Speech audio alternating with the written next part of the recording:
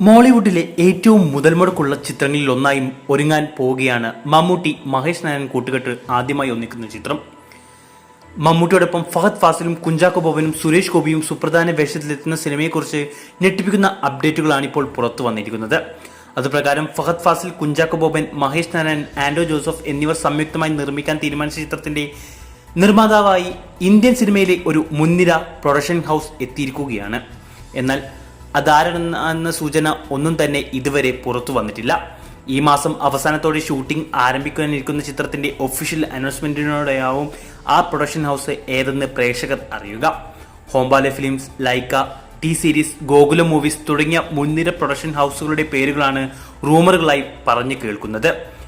Super hit സിനിമകളുടെ സംവിധായകനും megastar മമ്മൂട്ടിയും ഒരു ബിഗ് ബഡ്ജറ്റ് സിനിമയുടെ ഭാഗമാകുമ്പോൾ ആ സിനിമയ്ക്കുള്ള ഹൈപ്പ് വളരെ വലുത് തന്നെയാവും. USA, UK, ഡൽഹി തുടങ്ങിയ സ്ഥലങ്ങളിലായിട്ടാണ് ചിത്രത്തിന്റെ ഷൂട്ടിംഗ് പ്ലാൻ ചെയ്തിരിക്കുന്നത്. ഇതൊരു പൊളിറ്റിക്കൽ ത്രില്ലർ ചിത്രമാണെന്നും ആക്ഷൻ ഓറിയന്റഡ് സിനിമയാണെന്നും റിപ്പോർട്ടുകളുണ്ട്. മമ്മൂട്ടി വ്യത്യസ്തമായ വേഷത്തിലും ഭാവത്തിലെത്തുന്ന സിനിമയുടെ ഒഫീഷ്യൽ അനൗൺസ്മെന്റ് വരും ദിവസങ്ങളിൽ പ്രതീക്ഷിക്കാം. ഈ ചിത്രത്തെക്കുറിച്ചുള്ള നിങ്ങളുടെ അഭിപ്രായം കമന്റ് ചെയ്യൂ.